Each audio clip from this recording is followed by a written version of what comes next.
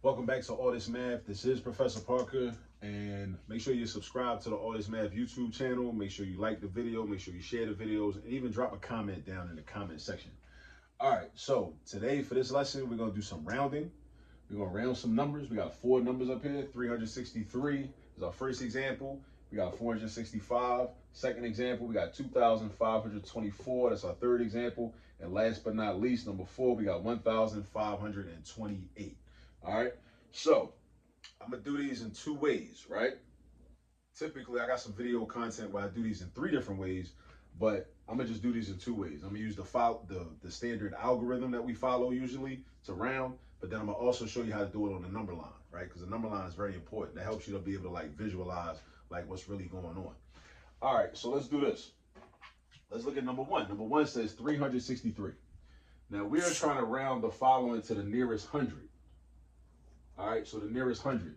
So that means that we're basically going to create a number that is close to this number, but that has more zeros in it. And the reason we're doing that is because that would be an easier number to deal with in case we wanted to add it to another number, subtract it from another number, multiply it by another number, or divide it by another number. And let's say we wanted to just estimate the sum or the product or the quotient or the difference in another mathematical situation, right? So we find the hundreds place. All right, so this is and we got to understand place value. So first and foremost, before we get into any of this, you got to know the place value. So we got to know this 3 is in the ones place, this 6 is in the tens place, and this other 3 is in the hundreds place. All right, so I'm gonna underline that. That's the hundreds. Now, the digit immediately to the right, because the whole thing 363 is a number. A number consists of digits, right, in different places. So the next door neighbor, some people call it, to the right, never to the left, but to the right is what determines what you're going to do with this 3. So because this is a 6, this is part of the 5 and above crew, right? So 5 and above, you give it a shove, meaning you push that 3 up to the next number. Or if it was 4 and below, 4, 3, 2, 1, or 0, that means you would basically leave this 3 the same, and then this would go down to 300. But because this is part of the 5 and above crew, that means that you're going to go up. So this is a 6, so that means this 3 is going to go up, right? And then this is going to become 400. All right, because when we're rounding, we only got two choices. That's something else you need to think about. When you think about the number 363, right? The nearest hundreds, or actually the closest, I should say the closest hundreds to 363 would be 300 underneath and 400 above. 300 underneath and 400 above, right?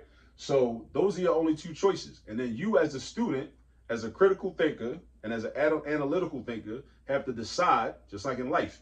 Life is all about making choices, right? In math, you got to make choices. So you got to decide, do I round up or do I round down? And we use the rules of rounding to determine what we should do. So because this 6 is 5 or greater, it's part of the 5 or greater crew, we going to round up. So we going from 363 to 400. That's what we doing. We're not going down to 300 because 363 is closer to 400 anyway. Now we're going to show that by using a number line. All right, so I got my number line right here. I draw this is a horizontal line, which is like the x-axis in algebra. All right, that you're going to see when you get to pre-algebra. We draw a vertical line to the left, vertical line to the right, vertical line in the middle. What goes to the far left? The 100 that's beneath 363, which would be 300. We're not putting 100 or 200 because that's not the closest 100. We want the closest hundreds. So we want the 100 that's underneath 363 to go right there. We want the 100 that's above 363, which is 400, to go on the other side. And then what's this line for? This line is for the halfway mark. So what's halfway between 300 and 400? Halfway between 300 and 400 is 350. All right, so you got 350. All right, so we got 350, right? So we got 350, and then we say, all right, where is 363 at? Is it between 300 and 350, or is it between 350 and 400? Just think about counting. 363 would be after 350. So it's not over here, it's over here. Now, where do I put it at? It don't really matter exactly where you put it at. You don't got to be exact, but just know that it's over here. So 363 is over here, and then I put it there, and then I think about it. I look at the picture, because this number line is basically a picture. And I say, okay, well, is 363 closer to 300, or is it closer to 400, right? According to the number line, right? This distance right, is much closer than, is much shorter, I should say, than this distance. That means that 363 is much further away from 300 than it is from 400. So that's why 400 is the rounded value. All right, let's go to number 2, 465. We round it to 100. What? 5 is in the ones place, 6 is in the tens place, 4 is in the hundreds place. So 4 is in the hundreds place, so underline that. And then the digit to the right, the next door neighbor, digit to the right determines what we're going to do with the 4. So because this is a 6, it's part of the 5 and above crew, that means that this 4 is going up. So again, what are our two choices? That's something else you should always ask yourself when you're rounding. What are your two choices? So if I got 465, my two choices are either I'm going down to 400 or I'm going up to 500. I'm either going down to 400 or I'm going up to 500. Those are my two choices. Then you got to decide what's the better choice. According to the rules of rounding, the better choice is to round up to 500 because the 6 is part of the 5 and above crew. And if it's 5 and above, you give it a shove, meaning you shove it up. You shove it up. So the 465 will get shoved up to 500. It's going up. We up. We're going to 500. All right? We're not going down to 400. All right? So that's 500. But let's look at it on the number line. On the number line, draw your horizontal line, x-axis, vertical line, halfway point. Our two choices are either 400 and 500. So 400 is on the bottom. 500 is up here. Halfway mark, 450. Right? Now, where's 465 at? That's the next question you got to ask yourself. When you're doing math problems, you're asking yourself a series of questions. All right? Where's 465 at? Is it between 400 and 450? Or is it between 450 and 500? Where it's at? It's not over here, right? It's in between 450 and 500. We know that just from counting, all right? So 465, and it don't matter. You don't got to be exact about where it is. You can just say it's right there. That's cool. That's good enough, all right? And then you say, okay, well, is 465 closer to 500 or is it closer to 400? It's clearly closer to 500. So that's why 500 is the nearest 100. Again, think about what the word nearest means. What does the word nearest mean? What does it mean? Closer, all right? Isn't 500 closer to 465 than 400 is? 400 is further away. Look at it. 400 is much further away from this point than 500 is. 500 is closer to 465. 500 is nearer. 400 is further away. 500 is nearer. 400 is further away. 500 is nearer. 400 is further away. Keep repeating myself to make sure you understand. All right, now let's look at number 3. 2,524. Round it to the nearest 100. Go to the hundreds place. 4 is in the ones place. 2 is in the tens place. 5 is in the hundreds place. Boom. So we got 5, right? 5, right? That's in the hundreds place. Now, the next door neighbor, or the digit to the right, is what you use to determine what to do with that 5. Not to the left. Not to the left. Always to the right.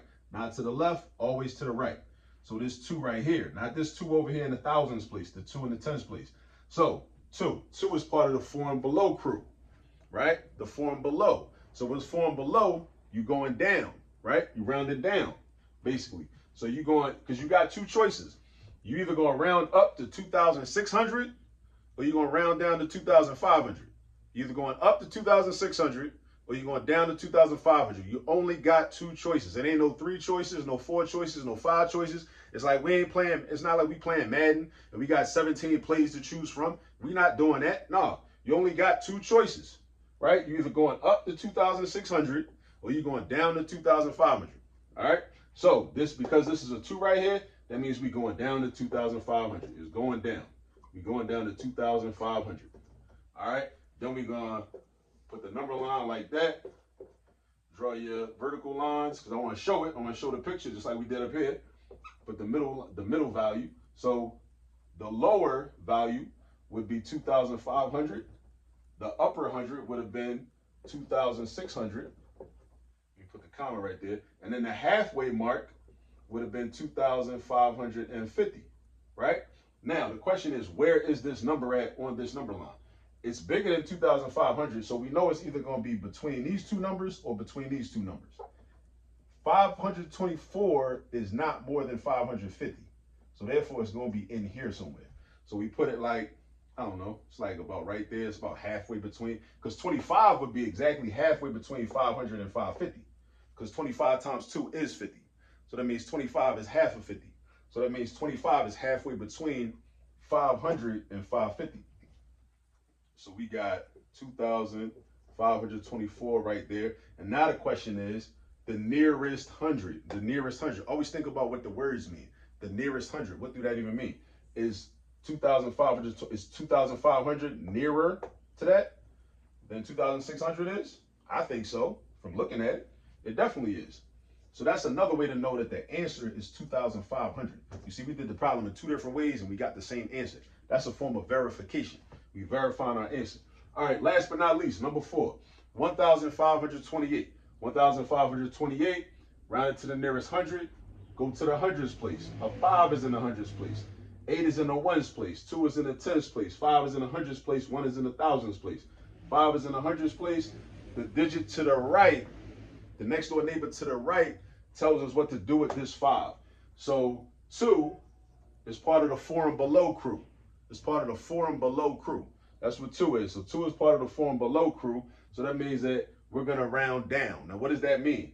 That means, now, that could be confusing for students if we say that, right? Because they'll be thinking, oh, well, I know when we round up, the 5 would turn into a 6.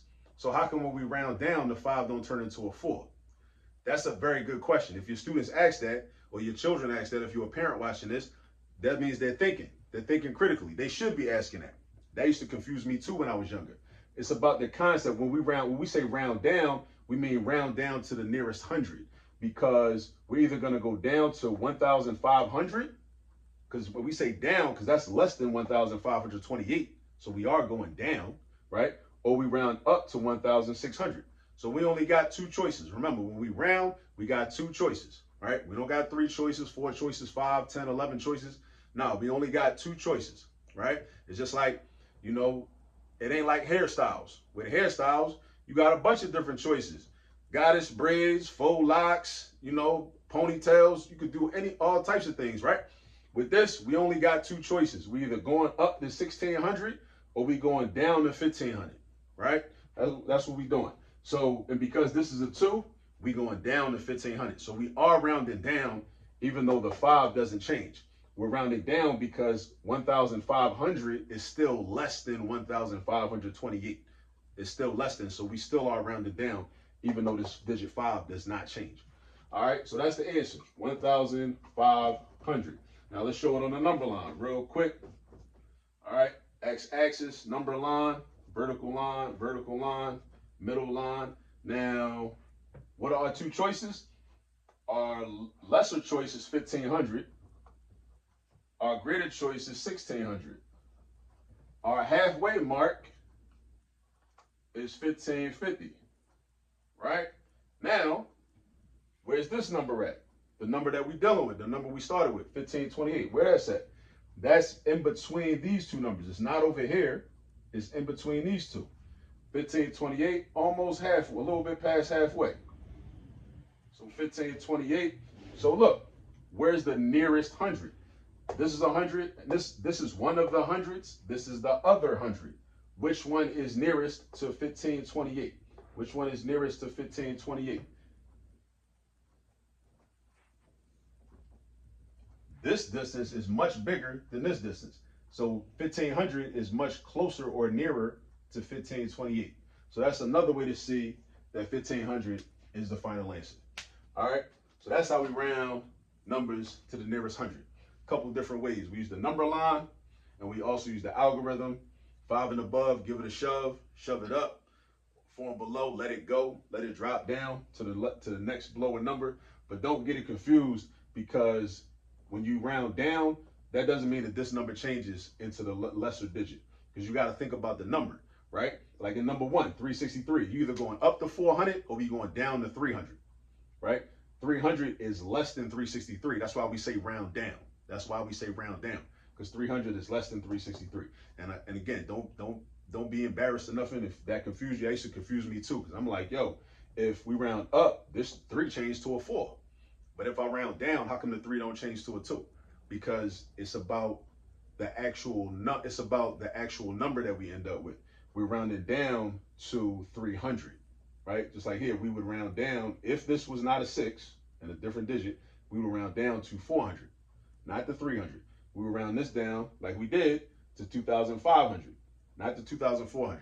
So make sure you understand that. All right? So get some practice, and I'll see y'all on the next video. Peace.